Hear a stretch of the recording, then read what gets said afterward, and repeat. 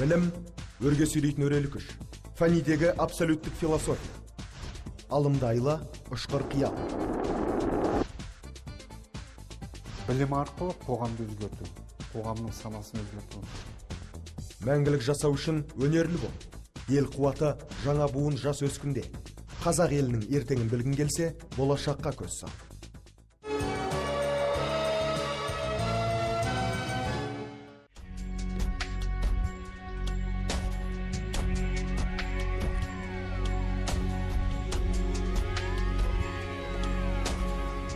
Бұл Қазақстандағы мектеп оқушылары арасындағы ең танымал интеллектуалдық бағдарлама. Жасөспірімдердің білімі көпшіліктің алдында сыналады. Бағдарламаны кейіпкеріміз Эльнура Әбақанова жүргізуде. Алғыр қыз студент кезінде режиссерлердің назарына ілікті. Сөйтіп осы бағдарламаны 2 жылдан астам уақыт жүргізу құқығына ие болды. Осыдан сәл уақыт бұрын шет тілі бойынша облыстан бас жүлдені иемденді. Одан әрі қарай республикалық сайысқа Алматыға келді. Қарағандының Ақтоғай ауданында туып өскен бойжеткен осы сапарында Алматыны бірден ұнатқан. Сол турнирге барып, Алматының табиғатына сүйсініп, қаланы көріп, сондай атмосферасынан кейін, сондай білімді жастарды көріп, сондай мәдениетті көріп, театрлардың барлығын көріп, ойладым, Алматыға барып, сол жерде оқимын деп өзім шешім қабылдадым. Және үйге келген кезде ата-анама солай айттым, Алматыға оқимын деп. Енді ата-анам біздің әрқашанда сондай бізді қолдап, біздің шешімімізді әрқашан қолдайды. Олар өздерінің келісімдерін берді. Сөйтіп Қазақ ұлттық университетінің халықаралық қатынастар факультетінің халықаралық экономика мамандығында сол мамандық бойынша білім алдым. Эльнура Әбақанова 2000-2006 жылдар аралығында Әл-Фараби атындағы Қазақ ұлттық университетінің халықаралық қатынастар факультетінде бакалавр және магистр деңгейінде оқып шыққан. 2010-2011 жылдары болашақ бағдарламасымен Ұлыбританияда Лестер университетінде менеджмент мектебін тәмамдады. 2012 жылдан бастап экспорт және инвестиция бойынша Казнекс Инвест ұлттық агенттігінде инвестиция тарту жөнінде менеджер болып қызмет атқарады. Эльнура мектеп қабырғасына жүргенде дипломат болуды аңсапты. Шет тілін игермей, халықаралық салада жұмыс істеу мүмкін емес. Сондықтан ағылшын тілін үйрететін ақылы курстарға қатысқан. Талпынған баласын әке-шешесі қолдап отырды. Оқуға ынтыққан сайын қолынан қақпай бар жағдайын жасауға тырысты.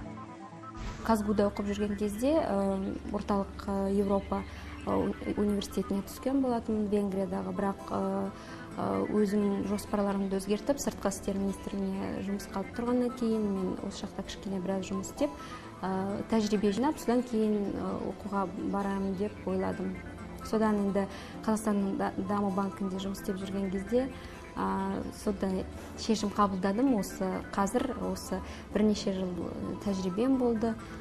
Содан ойладым, енді шетелге барып оқып келуге де болатын сияқты, сондай қажеттілігін өзім сезіндім. Тәжірибе жинақтап болған соң Эльнура болашақ бағдарламасымен шетелде оқуға бел буды. Бірден 5 университетке құжат тапсырыпты. Жолы болып, 5-еуінен де шақырту келген. Эльнура Ұлыбританиядағы Лестер университетін таңдап, сонда аттанып кете барды. Енді экономикалық мамандығына менеджментті қосып игеруге мүмкіндік туды. Осы Лестер университеті менің мамандығым бойынша, маркетинг, менеджмент мамандықтары бойынша ол жылдары бірінші бестікке кірген болатын. Сол мамандық өйткені өзі рейтинг болады ғой, енді тек қана университеттің жалпы рейтингі емес, пәндер бойынша рейтинг. Сол пәндер бойынша рейтингте ол Лестер университетінің школа менеджер мектебі сондай жоғары мамандар дайындайтынын көріп, соған бардым. Ол önde өте қызықты уақыт болды деп ойлаймын. Біраз кейін қазір жақсы араласқан достарымның көбісін осы Ұлыбританияда кездестірдім. Сондай осы Қазақстан Республикасының президентінің атындағы осы стипендиясы, болашақ стипендиясы. Шынында да елдің болашақ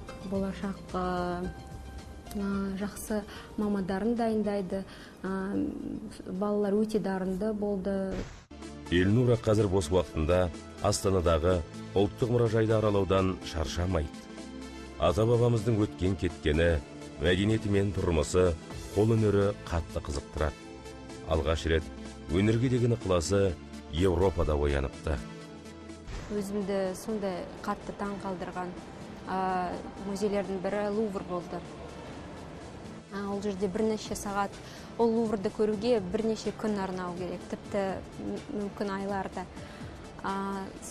Сонда біз қарап жүргенде ішімнен армандайтынмын, осындай бізде де әдемі үлкен музейлер, арт-галереялар ашылса екен деп. Сол осы Астана күніне осы жаңа музей ашылды, өте әдемі. Біз негізі бос уақытымызда Астанада көбінесе осындай мәдениет орындарына барамыз. Эльнура Ұлыбританиядан өмірлік азық болатын білім ғана алып келген жоқ. Ажар деген жан құрбысымен танысып қайтты. Жақында екі бойжеткен бірлесіп, хайуанаттар бағын дамытатын жаңа жоба жасап шығарды. Бұл жобаны ауыл шаруашылығы министрлігі қуана қолдапты. Енді оны жүзеге асыру үшін демеушілер іздеуде. Жобалардың арасындағы бірі ол біздің Қазақстандағы хайуанат бағын дамыту. Өйткені негізі мысалы Ұлыбританияда оқығандағы біздің көргеніміз, біз өзіміз енді барып көргеніміз, ол біздің хайуанат бағына қарағанда салыстырғанда айырмашылығы үлкендей болады. Өйткені мәселен бізде мысалы Қазақстанда кен байтақ елімізде тек қана 3-ақ қана хайуанат бағыттаулар ғана бар. Бірақ алайда олардың саны аз болғанмен де олардың жағдайлары қазір қиын болып жүр. Мәселен көп хайуанат сол бағаларына жалпы толықтай жөндеу керек, сонда енді реконструкциясы керек, инфрақұрылымын дамытуы керек, және әрине жануарларымыздың өмір сүрген жағдайларын жақсарту керек.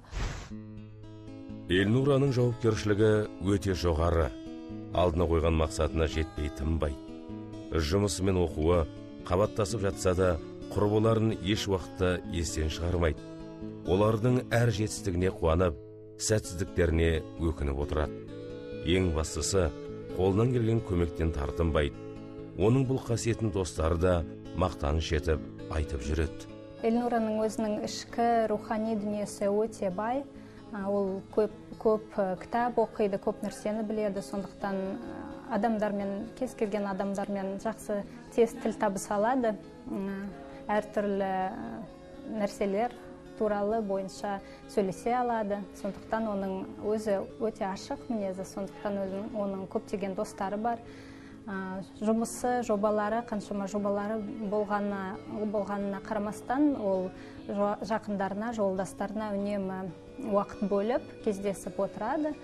Және солай біздің достығымыз әрқашан жалғаса береді. Бұлай жалпы айтқанда, ол адам ретінде де өте жақсы дос, шын жүректен бізге әрқашан бізді қолдап жүреді. Эльнураның қол жеткізер биігі әлі алда. Жас болғанымен бүгінге дейін көптеген жауапты қызметтерді абыроймен атқарып келеді. Сыртқы істер министрлігінде бірнеше жыл қызмет етті. Одан кейін ұлттық қазына әл-ауқат қорына еңбегі сіңді. Қазақстан Даму банкісінде баспасөз орталығын басқарды. Қазір ұлттық инвестициялық компанияда білдей менеджер. Бірақ мемлекеттің қуатын тасыту үшін әлі де білімі мен білігін сарға қоймады.